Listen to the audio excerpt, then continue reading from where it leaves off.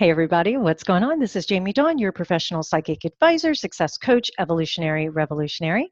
And today happens to be Saturday, December 28th, 2019, coming on the last days of 2019, this year, this decade, this 33-year, 20-year cycle that we are ending, and we're going to be starting a new one in January. It's super exciting, actually. And as I keep talking about what 2020 may hold for us and even beyond that, I'm finding so many pieces and places where great hope can still reign. And why I say that is, yeah, 2020 is going to have its challenges. There's no doubt about that because we're human. We're having a human experience. Things are changing. Change is constant. And we are in a revolutionary time. We were set up with this revolutionary energy a long time ago, many years ago, but in particularly the last 7 years. And so we're stepping into this new paradigm shift. And in doing so, we have this new awareness to us, a new consciousness. I always love that phrase and idea, which is what I believe to be true, is that once you are given information, you can't undo it. You can't pretend, or I guess you could pretend, but you really can't stop remembering what you may have seen or what you may have heard. That's why it's really important as we continue to move forward, choosing our words carefully, because you can't take back what you said. You can redo it, you can apologize for it, or you can reframe it. But once those words are out there, they're out there. And I think that's something we have to pay close attention to, especially as we come off of this new moon solar eclipse from this last week, is that we set these intentions. Well, this week we're going to start manifesting. We're going to start trying them out. We're going to start saying, here's the actions I want to take behind the intentions that I set. And once we put it out there, you can't take it back. You can, transform it, you can reshape it, but it's there. So I think that's really important for us. And we're at a time right now in the next couple of days where Mercury is at the last degrees of Sagittarius before it moves into Capricorn. We're building up to this Capricorn stellium on January 10th through 12th. And Mercury is going to continue to invite us. It's been asking us to pay attention to our belief systems, to communicate to ourselves, maybe others, what is our philosophies on life or on relationship or on finances or how we show up in the world. It really just depends on where it affects you personally. But if you notice, there may have been a lot of optimism involved with that because Sagittarius is a very optimistic sign. There also could have been a lot of drama around where our thoughts were taking us and how we were communicating them to others. And we're coming off a very somber new moon. In Capricorn is very practical.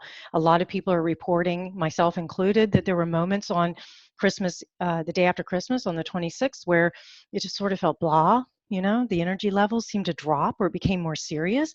And right now, we should start to feel a little more optimistic. So it gives us more confidence to be able to push out the things that we had set as intentions. Because remember that some astrologers are coining this year as transform or die, meaning that if we're saying we want to manifest something and we're working towards that goal and there's things that are out of alignment of that goal, they're going to be removed and we have to surrender to that process. So I'm going to offer that 2020 becomes a year not just of transform or die, but a year that we can truly approach things with different wisdom. Wisdom comes with experience, good judgment, and knowledge. So those three components put together, we have the capability of meeting people and situations and energy fields in a very different way. So when you ask me, will 2020 be better? I posted on my social media a few lists of what 2020 is. And one of them, instead of asking, will it be better? Let's ask how we can meet it with greater wisdom. How can we make choices and decisions in a different way than we did before?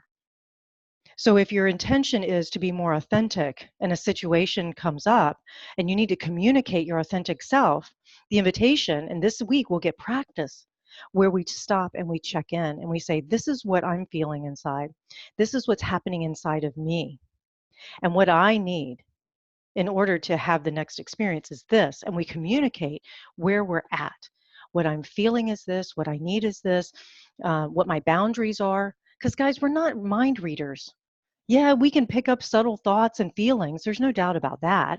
But we can't.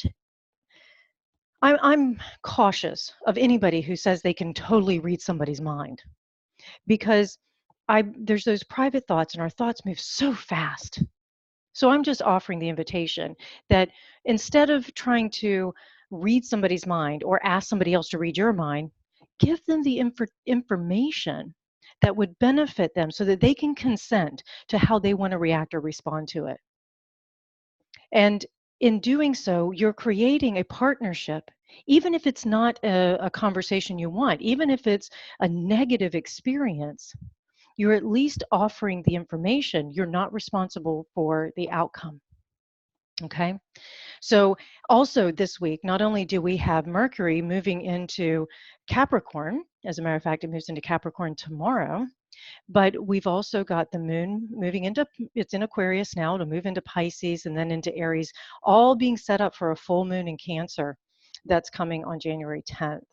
And the reason I'm pointing to the moon is because right now, more than ever, with these eclipses and what we're all feeling so strongly is that the moon is going to have an influence on how we feel.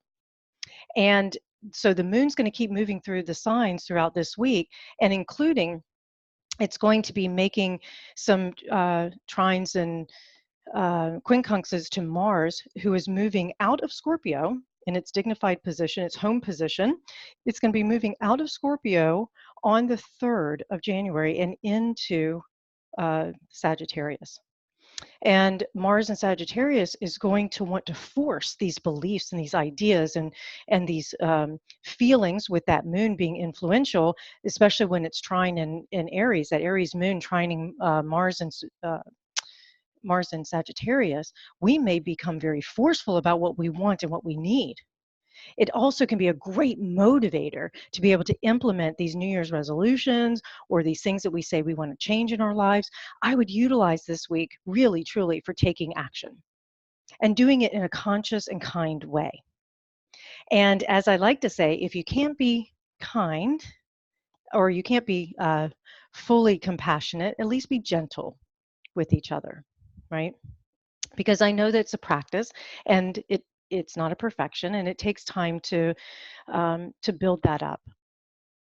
I guess that's the other thing that I just want to point out for this week is that this is a week for taking some calculated risk, but also to be able to do some things differently and to be able to look at what is it that I want most in my life? What am I willing to take a risk on? And then would I look back 10, 15, 20 years from now and regret that I didn't take that action, I didn't have that conversation, or I didn't show up in a different way? So this is a week of testing out some actions and putting some things out there and saying, you know what, at least I tried. At least I put it out there.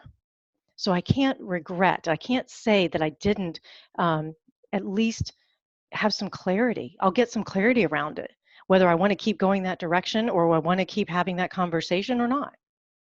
Because, guys, we have to be really careful about assumptions. That's the other thing this week can provide us. We may be in situations where it comes up and we just assume that it's happened that way before, therefore it'll happen that way again. Or we make an assumption where we think that what is presented to us is real and we don't question or we don't stay curious about it. And then a few days, weeks later, new revelations happen. And we act as if we didn't know, or we feel blindsided because we made assumptions instead of being curious, being compassionate, asking more questions. Don't take everything at face value. All right, so I'll leave you with that. This week is like I say, a powerful week for manifesting. Be really conscious in the way you do things, meaning aware, and see if you can't check in with yourself first before taking the action and saying, will I regret not doing this? If so, it's time for me to put it out there. All right, you guys, you know how to find me. Jamie at jamiedawn.com, one2listen.com, and I look forward to connecting with you. You know I love to hear about what's happening, and I hope that you guys have such a great week. Keep me posted. And by the way, I will be in Richmond, Virginia on the week of January 7th at the Alchemist on the 10th. So I'm going to be there in person, holding your hands, hopefully literally, on the eclipse on the Capricorn Stellium Day. I will be there with you, and I'm so excited. So looking forward to seeing all of my Richmond friends, and hopefully we'll get a chance to talk, even if it's just over the phone or Zoom or Skype, how we like to connect. So again, find me at jamiedawn.com, one2listen, and I look forward to talking to you guys soon. Have a great week, everybody.